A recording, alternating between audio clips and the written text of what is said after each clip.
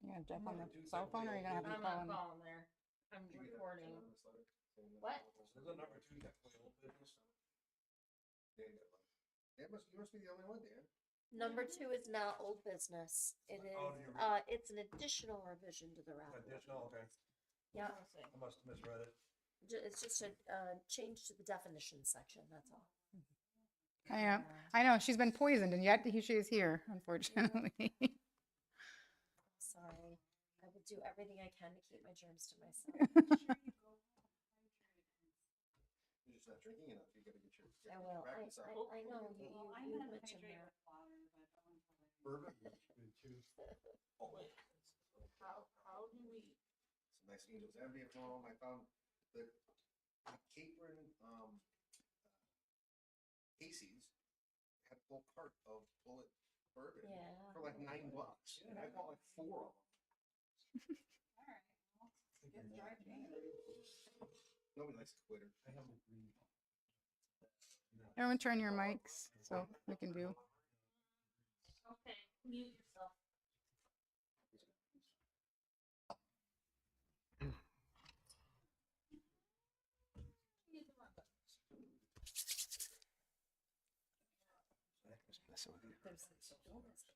Oh, is it hand sanitizer? Okay, I drink enough alcohol. Okay, Kills we it. got lots of recording devices. Click, click, click, click. We spent 20 minutes trying to get it all back on. So we lost internet power the other day. Yeah, there was no issues last meeting at all. okay, go. All right. All right, let's call this meeting to order. It is Wednesday, February the 11th. It is 7:01. Roll call, please. Jeff Goings. It's Fell back fine asleep. because you're gonna call his Okay. participation. Mark Vance. Here. Dan Cheek. Here. Chrissy Richardson. Here.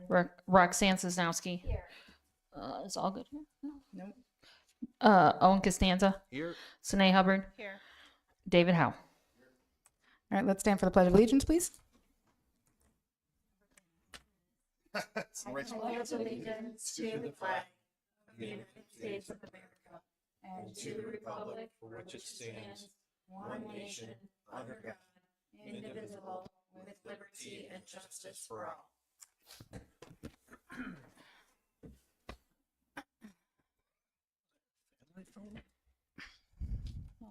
Do we have a motion to approve phone participation for Trustee Jeff Goings? Move to approve phone participation for Trustee Goings. Motion Second. by Owen, hang on. My working device is not working. Motion by Owen, second by Mark. All in favor? Nope. Oh, no, sorry. roll Part- call. I lied. Back up, calm down. So that's a roll call, please. Mark Vance. Yes. Dan Cheek. Yes. Owen Costanza. I guess. Sine Yes. Hubbard. Phone Jeff participation. Goings. Phone participation is approved for Jeff. And just for the record, all items will need to be a roll call tonight. Thanks, Jeff. Can you hear that? I can hear you clearly now. Okay. Do we have a motion to approve tonight's agenda? Move to approve the agenda. Motion by Owen, second by Dan. Any questions, concerns? Roll call. Jeff Goings. Sine Hubbard. Owen Costanza. Yes. Dan Cheek. Yes. Mark Vance. Yes. Okay, tonight's agenda is approved.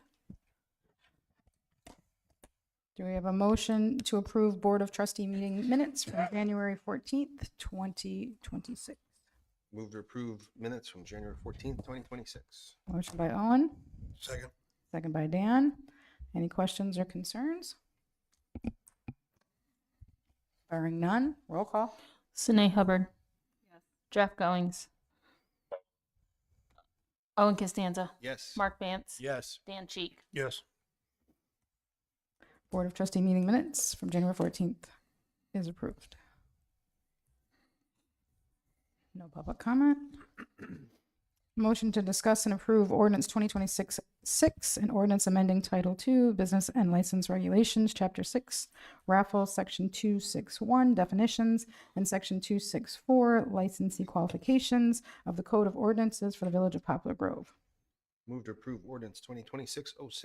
Motion by Owen, Second. second by Dan. I can give a brief Yep, overview if you'd please. like. Yes. So included in your packet is a revision to the definitions section of the raffle ordinance. When we did the changes to the raffle ordinance as it related to Class A and Class B raffles, we amended the sections that talked about the regulations for those types of licenses. So now we're just going back and we're amending the definitions. And then there were some capitalization errors in 2-6-4 that we are correcting. Any other questions or concerns? Barring none, roll call. Sine Hubbard, Yes. Mark Vance, Yes. Dan Cheek, Yes. Owen Costanza, Yes. Jeff Goings. Ordinance 2026-6 is approved. Motion to discuss and approve Resolution 2026-08, a resolution of the Village of Poplar Grove, Illinois, approving and authorizing an emergency water service contract with Aqua Illinois, Inc. Move to approve resolution 2026-08. Motion by Owen, Second. second by Sine. Just to clarify what this is, yeah, go ahead, David, that'd be great. You will have to turn it on. I can go over it if you'd like me to. Your mic isn't working. All this is a it's an agreement with Aqua Illinois to provide shared service of water in the event one entity needed it over another for emergency purposes.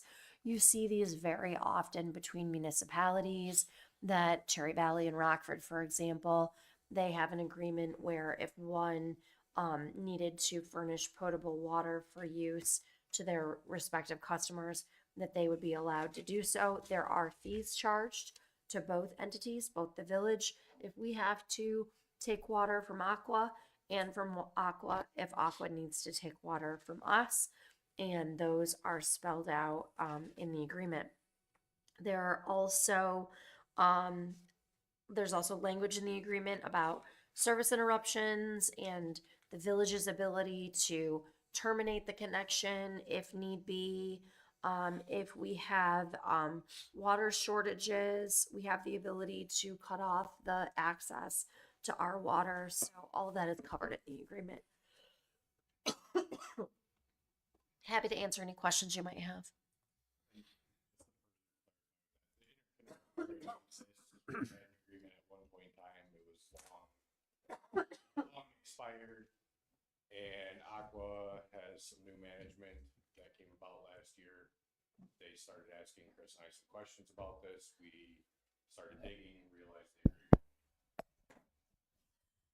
realized the agreement was expired, and decided that we needed to revisit and update the agreement, and this is the updated version.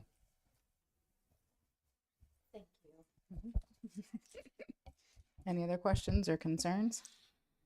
Chris had discussed this last meeting. Yeah. And I mean, this is not something that we have an expectation. I mean, it's like a very emergency scenario, right? So, We've only come close to having to open it for emergency purposes twice since I've been employed here. And that was more precautionary. It really didn't get that close.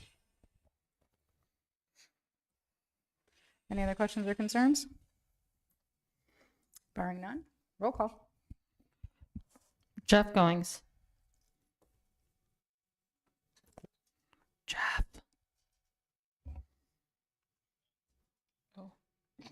Hang up on I it? heard him. No, I heard him. The new phone. Hold on. Sine Hubbard. Yes. Owen Costanza. Yes. YouTube on my TV. I'm trying to listen, but it's a little delayed.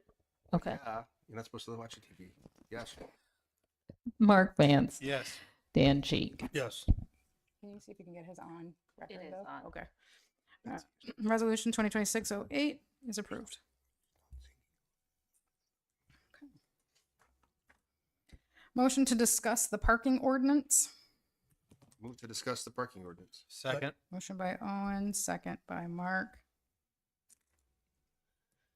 All right, I drafted this memo.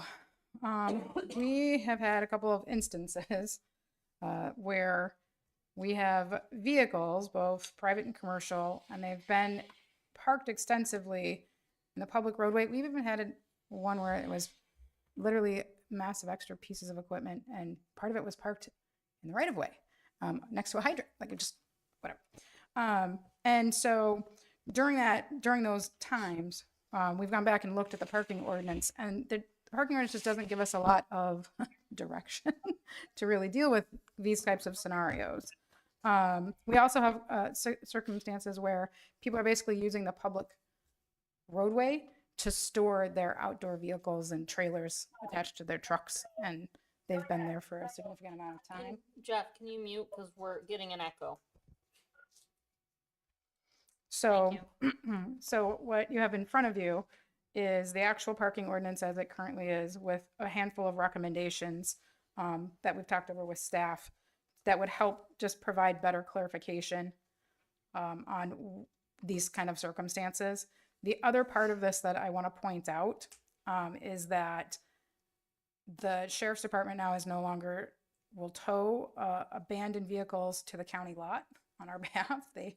They would basically be like, well, we'll take it to your lot, which is funny because we don't have a lot. So it's just something that we kind of need to recognize and address. So I'm open for questions, thoughts, those types of things. Thank you. They will tow it, but they won't take it to the lot, their county lot anymore. They would tow it to our lot. Probably out here in the parking lot. Like, Well, we yeah, and it's only in the case of, so like we use, typically it would be for an abandoned vehicle. So like, you know, right.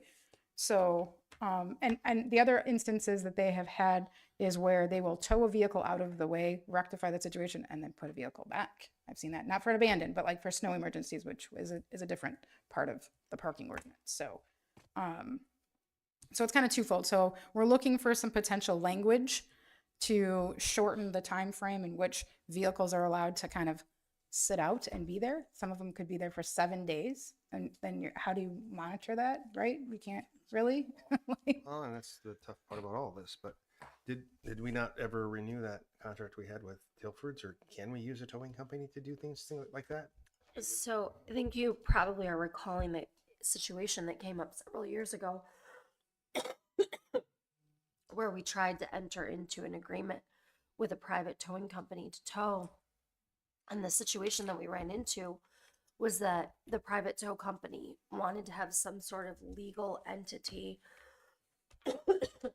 meaning the sheriff's department, giving them authorization to tow, otherwise a court order, because we're at a little bit of a disadvantage. Without the assistance of law enforcement, we don't have the mechanism by which we can run the plates.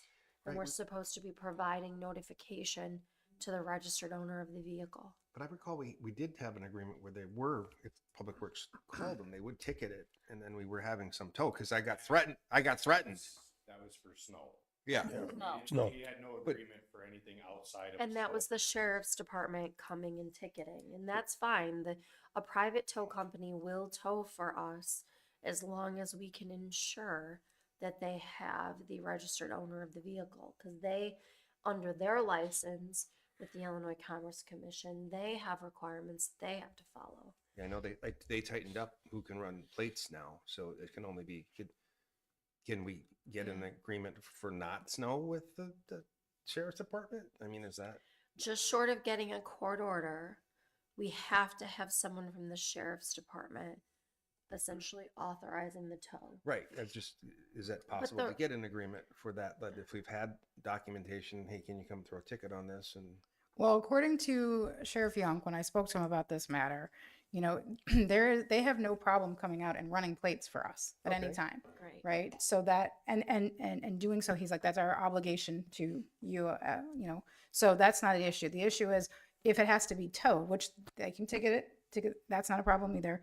It's where does it go? well, every tow truck company on the tow list for the county has a yard they take it to. Right. And I see what you're saying. Yeah, if you're using a private company, they're gonna have their own impound yard. Mhm. Well, not all tow truck companies. Well, But what on ones the that are on the average. county list, they have to have a Yeah. tow yard, it has to have fences, it has to have all the requirements, they go. But 90% of them do because, you know, they want to get their money. Yes, Counselor. The other thing that I would note is with these companies that do private towing, Yeah, we'll want to you make are- sure that you the are- agreement is nobody structured does. in such a way so that the municipality is not on the hook for the tow fee, the storage fee. Oftentimes with some, not all, but some of the towing companies, they want their storage fee paid. Mhm. They're not interested in just keeping someone's, abandoned motor vehicle. Right, and that's where we run into the problem, at least according to the sheriff, why they no longer take the abandoned vehicles to their lot is because then they have to go through the process of being able to junk that vehicle somehow. It has to get The the salvage sale takes yeah, months. It takes yeah. about 6 months. So, to and get that is also why a registered owner on the other side of that transaction to get their storage fees or the tow fee out of it, right? So it creates a complication. So we're kind of in an interesting little box right now. Is the county not putting like Belvedere's or anyone in the county? They're not putting any abandoned cars in their lot. It's not just like a Poplar Grove thing. No, yeah, it's for any of the municipalities that they Yeah, serve. they're contracted with a bunch of tow companies that they use. Now, they've got a couple of facilities where they put cars that they've seized for crimes.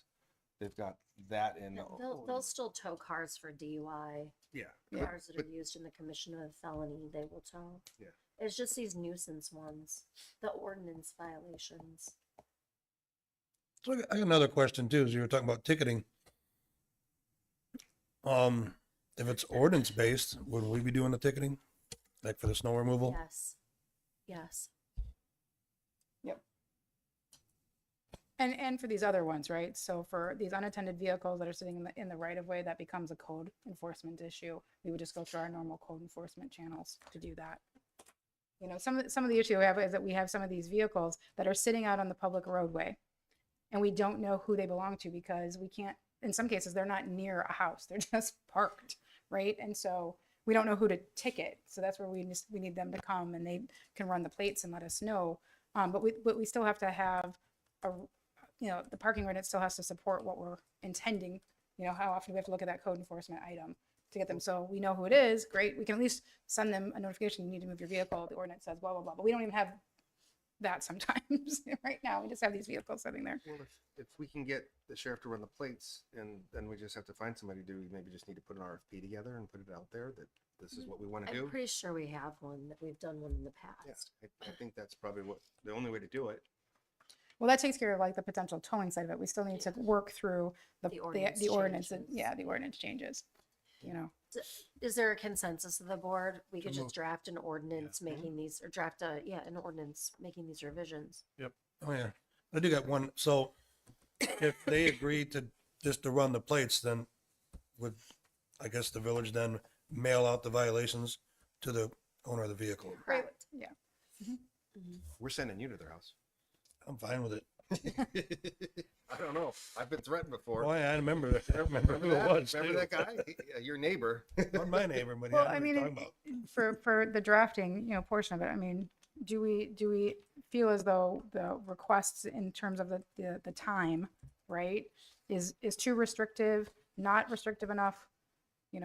Right now, the unattended is 7 days a vehicle sits out there before we can do anything into That's it, which pretty standard most municipalities. That, I'll check the statute. When I looked at the packet in preparation for the meeting, something struck me as though that might be statutory, but I know that home rule municipalities have shorter periods of time. Now, is that because they're home rule? But I'll double check that and Okay. see. I thought it was for the ones where they were deemed inoperable. Yeah. It had to be inoperable for at least seven days. Right. Other non ones, I didn't see that Yeah. that definition. So I think they can 48 be. hours makes sense. It sounds Is like. 48 hours a reasonable time frame? I just don't want her to go through the draft and then we have to go back and read. I mean, are we talking about like the public ways, like when you said storage, people are just parking their trailers and stuff on there? You talking every aspect of this So, for the 7 day or 48 hours? You're talking right, about so taking the, unattended vehicles parked in the right of way We change from unattended 7 days to 48 hours. So you can't leave it for 7 days out there. It's an unattended vehicle based on the definition of the ordinance, right? So that's one area we want to make the change. One is the change period on section F. Let's look at section F. For clarification on that, we're talking about. Use your mic. I want to hear you, David. We're talking about a vehicle that has not moved at all for that 48-hour period. We're not talking about your neighbor coming and parking there all night long, getting back in his car, going to work, and then it comes back and park. We don't have a parking restriction in the village as far as parking on the roadway itself, but it's something that sits and sits and sits. That's the issue. Like, that vehicle does not move at all. Yeah, they're, Also, to be clear, an unattended vehicle is not a trailer. It's not a trailer. it's It a is a different- motor vehicle. So Well, no, don't she was we- saying like some of them have them connect their trucks and trailers connected and just Yeah. parking them wherever. In order to meet the definition, though, it would have to be an actual motor Yeah. vehicle. There's Do we need language for trailers or we There don't is- care? so- we have, so it says it can't. in it can't- it has to be 411 hooked up. section D, How are we It's- validating that someone's, like David said, is not just parking there all night and leaving? Neighbors call, people call. And I mean, we as Public Works have a pretty good idea of when, you know, okay, this has been sitting here for Putting chalk days, on the weeks. We'd have to photograph it for ordinance enforcement purposes. We would have to take date stamp photographs.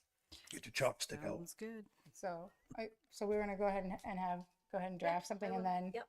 if there's other changes or questions or concerns. Yep, no Then- problem. Okay. For the record, Jeff Goings is here at 7:21. It's delayed. You know that. You forgot. So once you I check know the it's statute, Roxanne, you're gonna update us, make sure that we're complying. Correct. I'll bring a draft ordinance to a future meeting. Okay. Everyone get situated.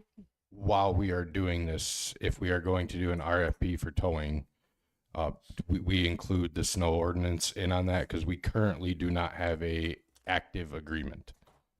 Yes. Do Be we an still have ordinance those- violation. Do we still have those signs that said that? We do, and that would have to be addressed after, Well, I thought we had those signs that said if your car was towed, call this number. yes, Okay. but it's designated as a specific tow company I right know. now. It would Yeah, have to be Yeah, addressed sure. going forward. Yeah. Good point. Thank you. Thank you. I remember us having signs, so. Yeah. All right. I tested them all. I swear. All right.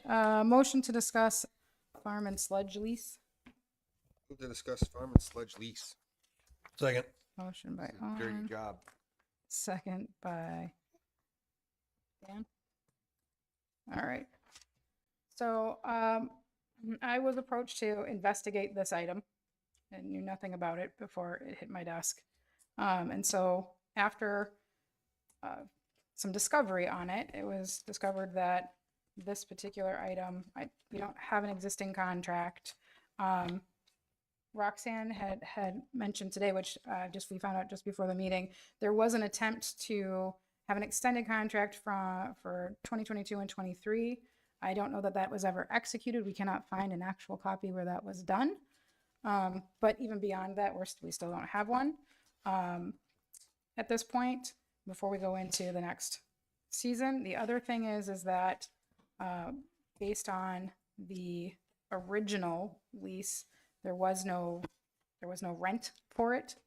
And I have, investigated a little bit about what potentially, if we chose to charge rent, what could be reaped or collected for the lease of the land. So I'm just here to follow up. I provided a map of what we're talking about, so that we're going to activate it. Yes, go ahead, Roxanne. Thank you. If I could provide just a little bit of a historical perspective, my understanding, and I had to talk to Aaron about this because he was the one who worked on the original lease and then the first amendment, or the extension, if you will, that was on the agenda in 2021.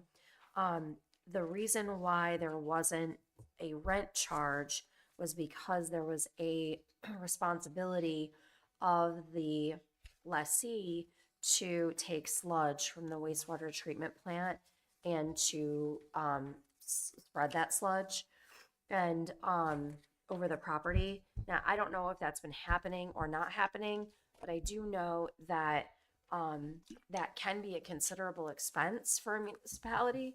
So if it's not happening and the farming is still going on, then I completely agree that, you would want to look at charging a market rate for rent of that land. But just something to keep in mind that maybe that sludge issue needs to come out of the farm lease if it's not happening and we're actually paying for the sludge to be hauled. So a couple things on the sludge aspect of it. I can't necessarily speak to prior to me taking over if it was done. I honestly don't remember it ever being done. Since I have been director, we have not had sludge spread there. We are in the middle of our sludge application renewal right now. We did include this parcel, but the reality is with the available parcels by the south plant, it's probably not in our best interest to haul sludge to that parcel. Obviously, if it's being done by the person farming it, that is a different story. But for us to personally do it, Roxanne is right. There's a considerable expense of trucking back and forth, especially in our trucks that don't hold a large amount. But it has not been done, at least in the last 4 years. Well, and again, the contract terms specifically call out that that was to be the Eckberg's responsibility for each year of the contract at their expense to haul the sludge and spread it. I don't know who negotiated these terms. I don't know if Owen remembers anything about this and can speak to it. Yeah, that was when we were pressing we had a lot of sludge to spread more than we did now. because Before that was- test. Yeah, before test. But yeah, they were taking care of it. That Aaron makes even- more sense then, yeah. Because we haven't spread a whole lot of sludge since test No. has taken over, since it's been run more efficiently. Right. And right now, realistically, with our drying beds, we would spread roughly every other year Yeah. with the capacity we have at our drying beds. Yeah, back then it was like every 6 months. We have a king spreader, don't we? We do have a spreader, yep. And that's, I mean, as far as from a financial perspective, the reason our new application permit focuses on that south plant area is because we just take a loader down, load our spreader, drive right across the driveway and hit those fields. And those fields are large enough that it will take 100% of our sludge in that one permit for those areas. So we no longer need to do that here then. Is it a need? No. Okay, then, so we just need to just charge them for it then. So that's. Is this still being farmed? It is being farmed. So I want to preface, I did reach out to Aaron via correspondence, and I did not receive a correspondence back from him, but so, and in reference to it, if we chose to charge a rent, if he was still interested in doing so.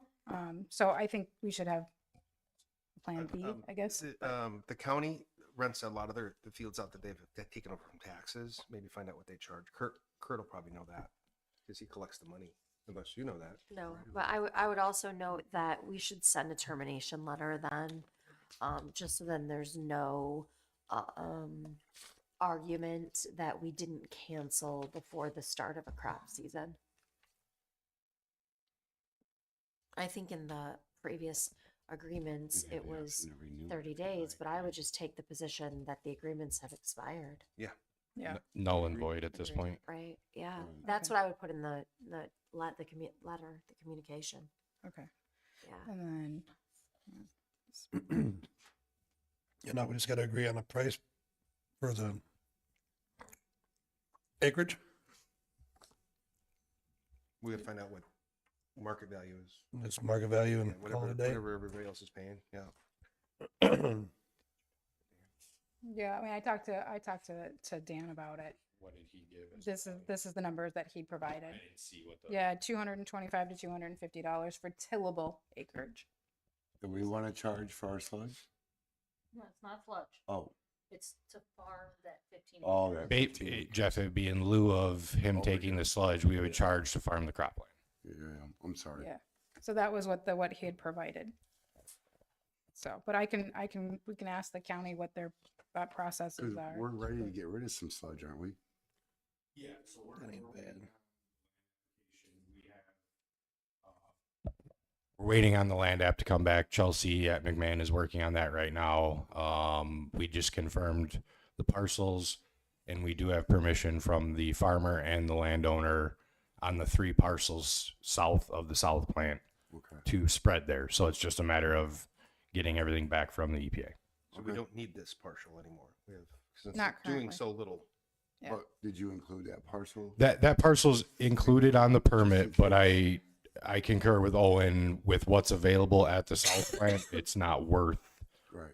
Hauling. bringing it up to the Down, north I get area. it, I get it. Yep. But just as a backup, say something. We did include it just in case. That would make sense. Okay, so I'll go ahead and I'll send the termination letter to make sure.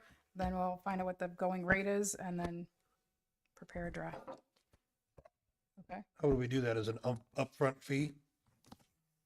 A total Or at the end of the season. or at the end of the, yeah? You let him make his money, then pay. If he or decides half to. and half. Yeah. Yeah. Gotta have Figure something that at out the end when of we the get game. Yep, you gotta have some sort of financial, Yeah. so Agreement. maybe half and then net half at the end of the season. But we can decide that. So at least there's a consensus that how we're gonna move forward, so. Okay. Thank you. Moving on.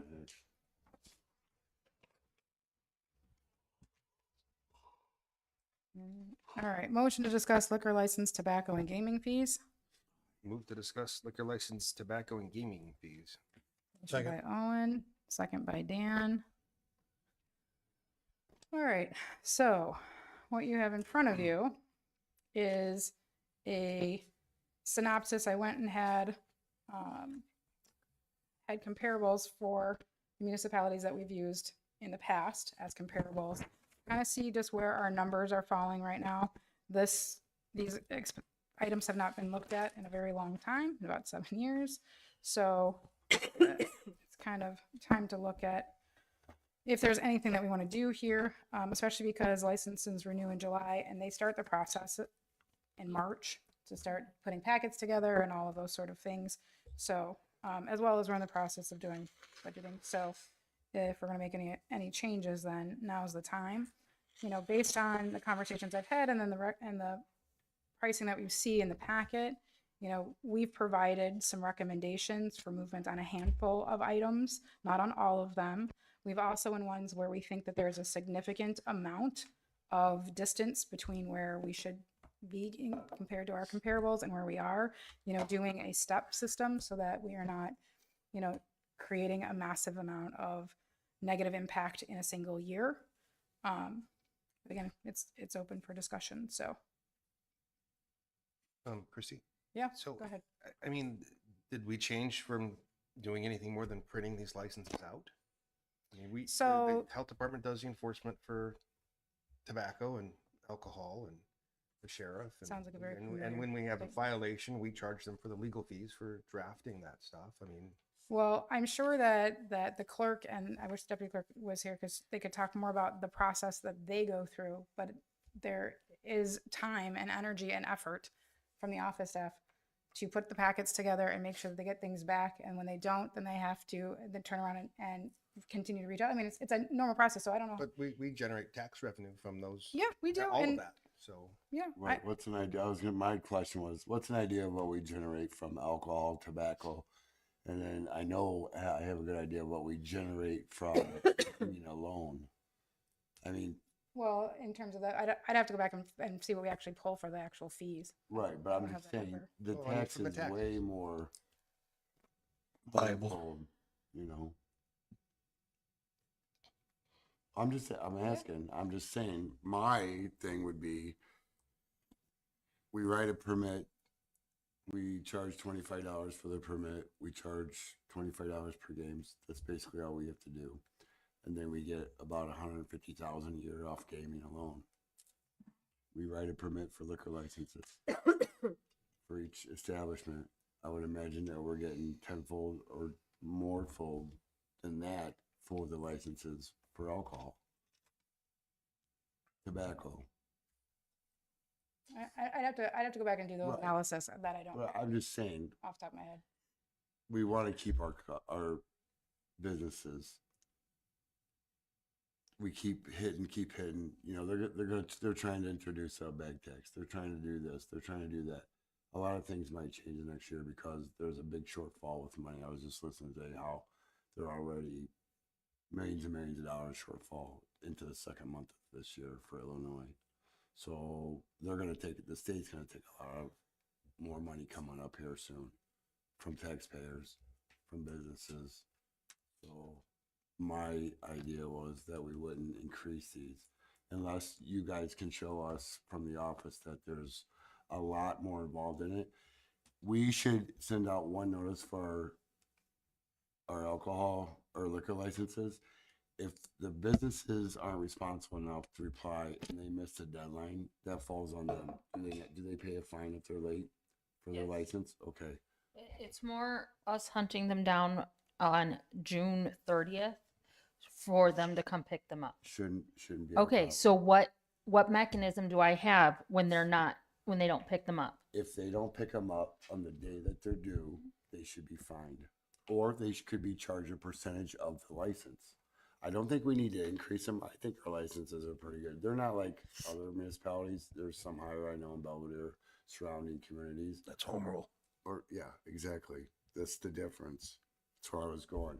But I don't think we should impose more taxes on our business, more fees on our business if we don't have to. Because just from the gaming alone, in my eyes, covers all this tenfold and more. You know what I mean? That's my thought on it. I Go mean, ahead. Go ahead. Go ahead. Okay, just a couple of things. One, it's standard to have a new liquor license application fee. I was surprised to read that you don't have one. I don't represent a single community that doesn't at least have an application fee. Again, we're talking about new businesses, not ones that are already open, but new applications that are We going to do. be coming in. We do. And It's minimal. It's It's $100. yeah. It's right. And so to have 500 would be, a small fee comparatively speaking to other area communities. Your liquor license costs here are also substantially lower Very than much. Rockton, Roscoe, South Beloit, obviously Rockford and the rest, but those are other larger municipalities. Right. But your liquor license fees are very, very low. The per game terminal fee, that under state statute, you're allowed to go up to $250 per machine. It was held at $25 like 10 years ago. Mhm. So we've just never changed the fee from when video gaming first became, approved in the state of Illinois. But most municipalities are charging that $250 per machine. So the recommendation to go up to $125 is actually much lower Per machine. But per we're- terminal. Right. Per terminal. machine. Terminal machine, same thing. Right. But look how much we're taking in for our parks. Well, and those Take other all the municipalities- machines in the village, we're getting 100 times more Yeah, in revenue just from. But I mean, you said Rockton was one of the ones you named, I think, Rexanne, right? Right. So I mean, but how many more facilities do they have? Right, than that's versus my us? next thing.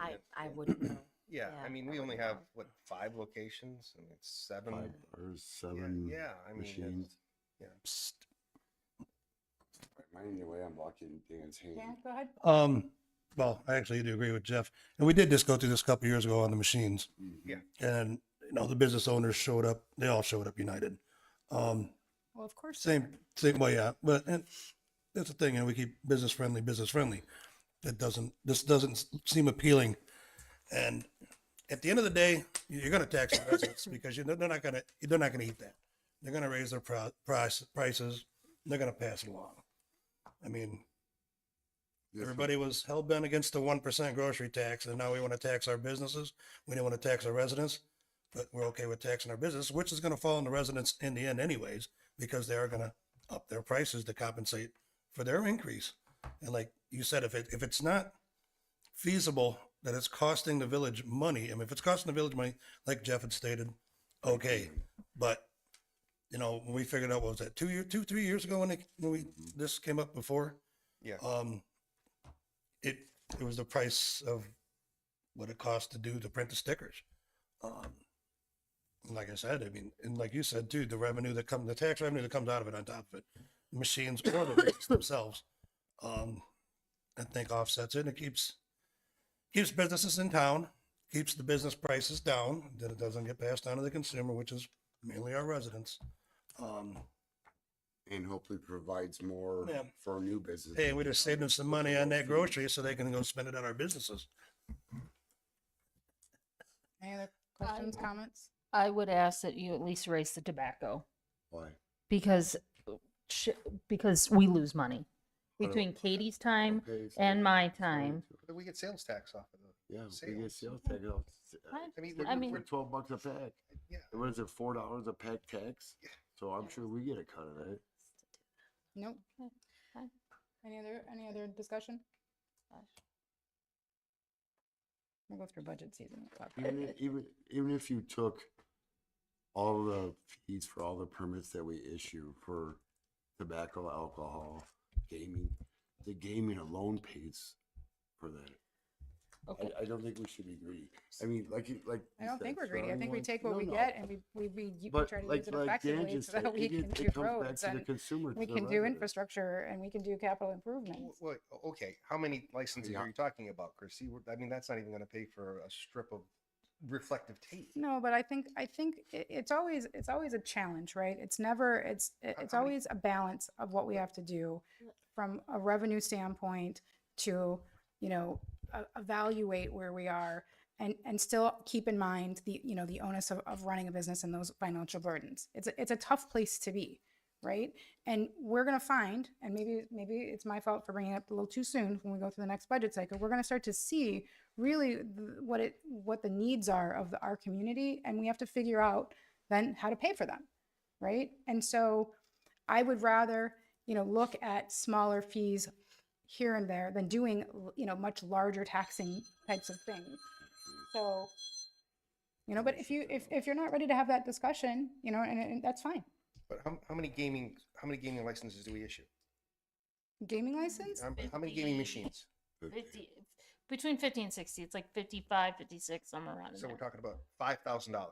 What will that get us on a road, David? I mean, anything else. 20 feet of sidewalk. If you're talking gaming, that goes to the parks. I mean, I think we're getting off topic at this point.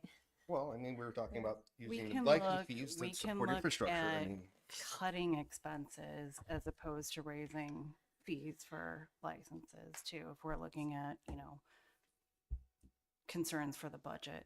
So I think we need to explore some other avenues there. We're supposed to be a business friendly community. And hopefully attract new business. That's our goal. All right, moving on.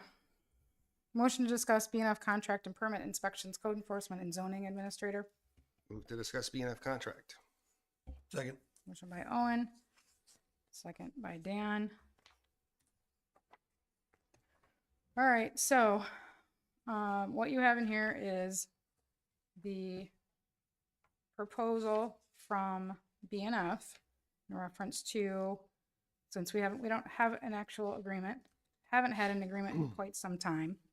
I understand that there was an attempt somewhere along the way after this one had expired to update pricing, and it was never done. But what you have now is the 2023 is what they're proposing. We go to the 2023 pricing structure, not the most recent, which could be 2026. And the conditions, right? So I've outlined my experience thus far with BNF. If for some reason you have direct questions, Ken has agreed to be available by phone if we need to call him. So What were your concerns with it? my concerns with what? The contract that they proposed. I've ironed out the things that I had questions out of. What you see here is the proposed after Ken and I have gone through Okay. all of the questions and concerns that I had initially. So you're good with it? Yeah, the only one area that I want to work on with them is just being able to get some additional information when certain types of bills come across our desk one of them being for plan reviews on like new home construction. There is, in which Ken and I have talked about, there is actually a workbook that they can send us where you plug those in, and then we actually get to see what those calculations are. Because right now it just comes to us as An this invoice. address, you know, here's an invoice number and here's the total. And from a transparency standpoint, I believe that we should be able to figure out the math to get there, right? I never want us to pay a bill that we don't understand how we came to that number. So they can't break it down for us? per Well, they itemized? do behind the scenes, but for whatever reason, billing doesn't always send that to us. So And so that's one of the conditions. that you want that- yeah. billing broken down. Right, Which so that we can makes see. it's common sense. That's Yeah. not asking for nothing off the wall. So, but one of the things too with this list is that it's more broken in terms of their plan fee schedule and their inspection fee schedule, is that it is more broken down for various things than we're in the past, at least in the 2017 version that we were operating on. Right. So, I mean, thus far, I mean, I know that there's different opinions, but Ken and Vince and BNF have been highly responsive and all of my issues and concerns. They've worked to try to rectify and resolve any problems that have come up. And I think that we're getting even better, and we're going to have a better system. So on Tuesday, Katie and I had an opportunity to go through the current new community development module discovery meeting, and we can see the functionality that is coming with that module in April. And it's got some other additional functionality that will make this process even more efficient than what it is now. So I'm excited that's coming as well. So, but I think we should have a current contract for the services that are being provided to us. And it'd be just good to the next village president's term. This as one right usual. now is for, if I remember, it's for 24 months. 2 years. Yeah. Okay. You're happy with it? I think every time I reached out to BNF, I've gotten all my answers, all my questions answered. Last time Ken was here, if there's ever an issue, call him. More than happy to work it out, figure it out, and make whatever we need. I think they're pretty caterable to us. He's never not answered my phone calls. Right. He's never not answered mine as well. I'm just, for the record, I'm happy with them, and we're not losing money with them. No, I have those numbers if anyone Right. is interested in those. And me and you spoke about that. Yeah. So, but I went back and I've calculated for the current year where we stand, because we're done with end of the third quarter. So I did pull those numbers so that they were available. And we were right now running ahead about 42,000. Nice. So, It's not broke, don't fix it. Sine? I agree. We should be in some sort of contract with someone. So if this is the vendor we're going with, then I think we need to be to protect ourselves and them. But was there not a project in process to evaluate other vendors for this work? Mr. Trustee Allgood had been working on something for quite some time, has never produced any documentation of said, had ideas that he was going to bring back, has not done so, and so We did discuss it at one meeting. we did, and he was going to That's when Ken was right go, here. and Right, I remember. Yeah. I was here. so That was for nothing in-house. has been Right. produced, and we continue to operate. So there So was I'm no other wondering if consent. We should have a shorter term while that is being, for a contract, while that's still being explored. I'm not sure. I don't want to waste anybody's time either.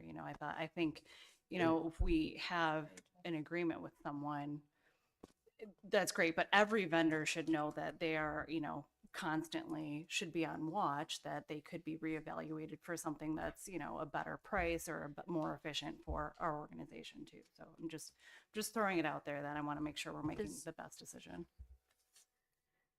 I don't think we have a lot of options when it comes to this. Right. For vendors. If I, I don't know. that's- Well, and his idea was in-house. well, it was sort of in Yeah. in-house and County. then I think he said he had a IGH and- couple of, Yeah. and some other things. So, but there's always the option, right?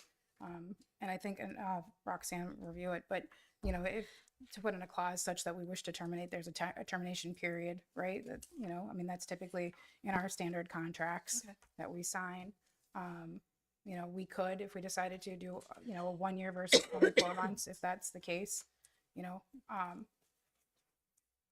Wait, can you? either one of those, I'm trying to see if there's I think scroll up just a little. sorry. Yeah. I These think are if the worst that- thing ever. You wanna Push those up and down. Can't scroll them. Actually, I'll look on mine. Right, Carrie? Yeah, you're always still in the. I missed that one. Yeah. That never happened. So, I mean, we could do one of this.